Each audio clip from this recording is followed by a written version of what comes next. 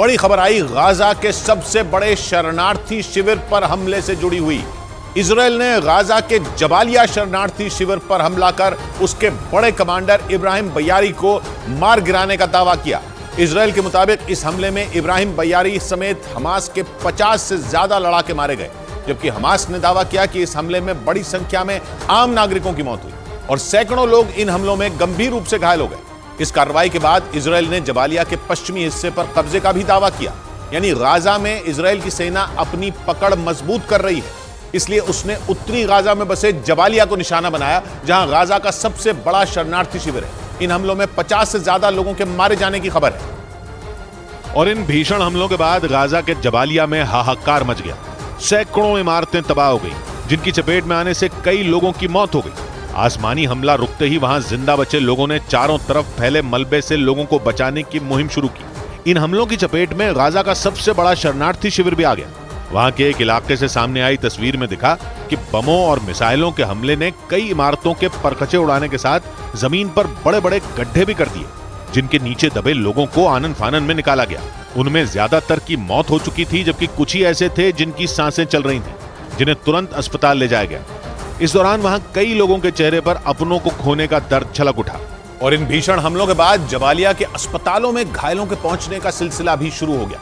अचानक वहां भीड़ इतनी बढ़ गई कि उन अस्पतालों में पैर रखने की जगह नहीं बची, क्योंकि जबालिया शरणार्थी शिविर में सैकड़ों लोग रहते थे, जिनके ऊपर इतना भीषण हमला हुआ कि पूरा इलाका ही कब्रिस्तान में बदल गया।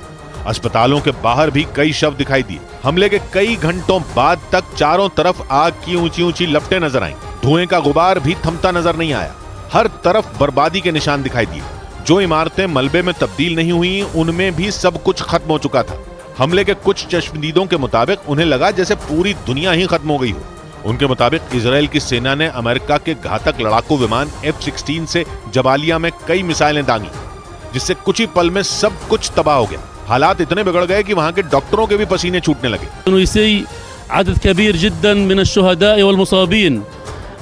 गाजा में लगातार हो रहे हमलों की वजह से वहां के सभी अस्पतालों में इलाज से जुड़ी चीजों की भारी कमी हो गई है। इसके अलावा बिजली, पानी और ईंधन की किल्लत से भी वहां के अस्पताल लंबे वक्त से जूझ रहे हैं। और इस बीच जबालिया में हुए इन भीषण हमलों ने गाजा की हालत और खराब कर दी। इजराइल ने जिस जबालिया कैंप को तबाह करने का दावा किया है, वो उत्तरी गाजा में बसा है, जहां इजराइल की तरफ से बमों और मिसाइलों की बारिश की गई। गाजा पट्टी के उत्तरी हिस्से में बने जबालिया शरणार्थी कैंप पर की गई बमबारी में कई लोग मारे गए, जबकि सैकड़ों लोग घायल हो गए। ये गाजा पट्टी का सबसे बड़ा शरणार्थी कैंप है और गाजा शहर से इसकी दूरी सिर्फ 4 किलोमीटर है। और अब तक इसे युद्ध के बीच सुरक्षित माना जा रहा था, लेकिन इजराइल का दावा है कि उसने चंद मिनटों में जबालिया का नक्शा ही बदल दिया। कतर के टीवी चैनल अल जजीरा के मुताबिक इन हमलों में ज्यादातर आम नागरिक मारे गए, जिन्होंने इस शरणार्थी शिविर में शरण ले रखी थी, क्योंकि जंग की शुरुआत से ही गाजा के ज्यादातर लोग अपनी जान बचाने के लिए इन्हीं शरणार्थी शिविरों में डेरा जमाए हुए हैं। इजराइल ने शुरुआत में ही गाजा के उत्तरी हिस्से से लोगों को दक्षिण में जाने की चेतावनी दे दी थी, क्योंकि वो लगातार उत्तरी हिस्से में हमास के ठिकानों को ही निशाना बना रहा है। और जबालिया शरणार्थी शिविर पर हमले को लेकर इजराइल ने यह दावा किया कि उसने वहां हमास के कमांडर इब्राहिम बयारी को ढेर कर दिया। इजराइल के मुताबिक इन हमलों में इब्राहिम बयारी समेत हमास के 50 से ज्यादा लड़ाके मारे गए, जो लगातार इजराइल की सेना पर फायरिंग कर रहे थे। इजराइल के मुताबिक उसकी सेना ने जबालिया में मौजूद हमास के ठिकानों को टारगेट कर इस ऑपरेशन को सफल तरीके से अंजाम दिया। उसका दावा है कि हमास ने जबालिया शरणार्थी शिविर में अपना कमांड सेंटर बनाया हुआ था, जिसे मिसाइलों के हमले में तबाह कर दिया गया। यानी इजराइल के मुताबिक हमास शरणार्थी शिविर की आड़ में वहां से लगातार हमला कर रहा था। यही नहीं, इजराइल ने यह भी दावा किया कि इब्राहिम बयारी नाम के जिस कमांडर को उसने मार गिराया, वो 7 अक्टूबर के बाद से ही गाजा पट्टी में हमास के सभी अभियानों की देखरेख कर रहा था। इजराइल का दावा है कि जबालिया में जिस जगह उसने हमले को अंजाम दिया, वहां हमास की सुरंगों का एक बड़ा जाल मौजूद था, जो कि पूरी तरह बर्बाद हो गया। और हमास की सुरंगों के इसी जाल को इजराइल ने जबालिया शरणार्थी कैंप पर हमले के बाद मची तबाही के लिए जिम्मेदार बता दिया। इजराइल के शरणार्थी कैंप पर हमले में उसके आसपास की कई इमारतें भी धराशायी हो गई और उन इमारतों के मलबे में भी बड़ी संख्या में लोग दब गए। यही वजह रही कि जबालिया कैंप पर हुए हमले में इतनी बड़ी तबाही हुई। लेकिन इजराइल ने अपने इस हमले को सही साबित करने के लिए हमास की इन्हीं सुरंगों का सहारा लिया और उसके मुताबिक वहां जो नुकसान हुआ वो हमास की ही एक बड़ी साजिश की वजह से हुआ। क्योंकि इजराइल ने दावा किया कि उसकी सेना ने जब कैंप पर हमला किया तो उस इमारत का मलबा तेजी से नीचे गिरा और ऐसा होते ही वहां मौजूद सुरंगें भी तेजी से धंसने लगी। सिर्फ शरणार्थी कैंप ही नहीं बल्कि उसके आसपास की दूसरी जगहों पर मौजूद सुरंगें भी धंस गईं और उनके ऊपर बनी इमारतें भी मलबे में बदल गईं।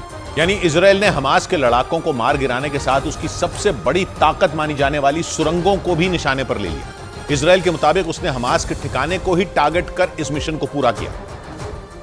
क्योंकि हमास के लड़ाके जबालिया में शरणार्थी शिविर की आड़ में खुद को बचाने की फिराक में थे। इजराइल के मुताबिक उसे उत्तरी गाजा में मौजूद जबालिया में एक ऊंची इमारत में कई लड़ाकों के छिपे होने की खबर मिली थी और उस इमारत के नजदीक स्कूल और अस्पताल के अलावा कुछ सरकारी दफ्तर भी थे। और इजराइल का दावा है कि हमास के लड़ाकों ने पूरी प्लानिंग के साथ उस जगह को अपना ठिकाना बनाया था क्योंकि वहां गाजा का सबसे बड़ा शरणार्थी शिविर था जहां आम नागरिक रहते थे। उन्हें यकीन था कि इजराइल शरणार्थी शिविर पर हमला नहीं करेगा और वो अपनी गतिविधियां आसानी से वहां से चला सकेंगे। लेकिन दावा है कि इस प्लान का पता चलते ही इजराइल ने अपने लड़ाकू विमानों को जबालिया भेज दिया जिसके बाद वहां सिर्फ और सिर्फ तबाही के निशान बच गए और इन्हीं हमलों में हमास के कई लड़ाकों को मार गिराने का दावा किया गया।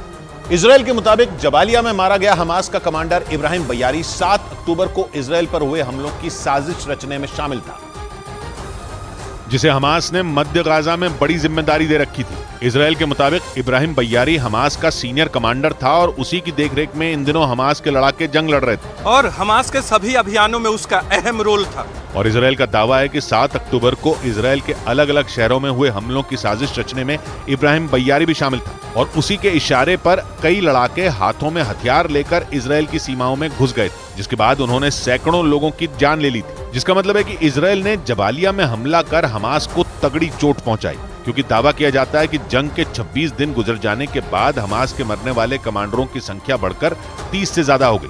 और इसी के साथ इजराइल ने जबालिया के पश्चिमी हिस्से पर अपने कब्जे का दावा कर दिया जिसका मतलब है कि गाजा में इजराइल की सेना की मौजूदगी बढ़ती जा रही है क्योंकि इजराइल की सेना पिछले हफ्ते से ही गाजा में घुसकर सर्जिकल स्ट्राइक कर रही है। हालांकि अब तक इजराइल ये दावा कर रहा था कि उसकी सेना गाजा में घुसकर अपने ऑपरेशन को अंजाम देने के बाद लौट आ रही थी, लेकिन इस भीषण हमले के बाद इजराइल ने यह दावा कर दिया कि जबालिया के पश्चिमी हिस्से पर पूरी तरह उसका कंट्रोल हो चुका है। यानी गाजा में घुसकर इजराइल की सेना धीरे धीरे अपनी पकड़ मजबूत करने में जुटी है। उसके टैंक और बख्तरबंद गाड़ियां लगातार आगे बढ़ रही हैं। यही नहीं, इजराइल ये भी दावा करता है कि उसकी सेना उत्तरी गाजा में मौजूद हमास की ज्यादातर सुरंगों को तबाह कर चुकी है। यानी जिन सुरंगों के दम पर हमास इजराइल को चुनौती दे रहा है उसकी वो ताकत घटती जा रही है।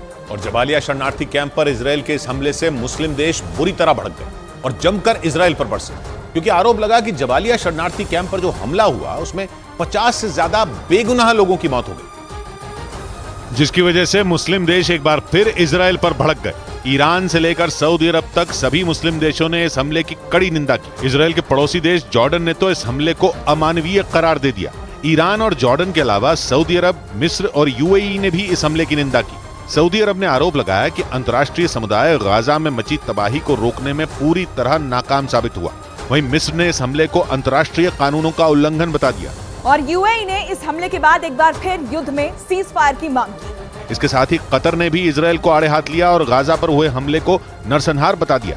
और इसी के बाद जबालिया शरणार्थी कैंप पर हुए हमले से इजराइल का पड़ोसी देश जॉर्डन बुरी तरह भड़क गया और उसने इजराइल के इस हमले को अमानवीय बता दिया क्योंकि गाजा में उस शरणार्थी कैंप पर इतना भीषण हमला हुआ कि वहां लाशों का ढेर लग गया, जिससे जॉर्डन के लोग भड़क गए और इजराइल के खिलाफ प्रदर्शन करने लगे। फिलिस्तीन का झंडा लेकर पहुंचे लोगों ने फिलिस्तीन के समर्थन में नारे लगाए और गाजा में इजराइल के हमले को नरसंहार बताया। गुस्साए प्रदर्शनकारी मार्च करते हुए इजराइल दूतावास के बाहर पहुंच गए और हंगामा करने लगे, जिसके बाद पुलिस कर्मियों ने उन्हें रोकने की कोशिश की, लेकिन इजराइल के हमले से नाराज प्रदर्शनकारी और तेज नारेबाजी करने लगे। इस प्रदर्शन में बड़ी तादाद में महिलाएं भी शामिल हुई। वहीं हाथों में झंडा लेकर बच्चे भी इस रैली में शामिल दिखे, जिन्होंने गाजा पर बमबारी रोकने की मांग की।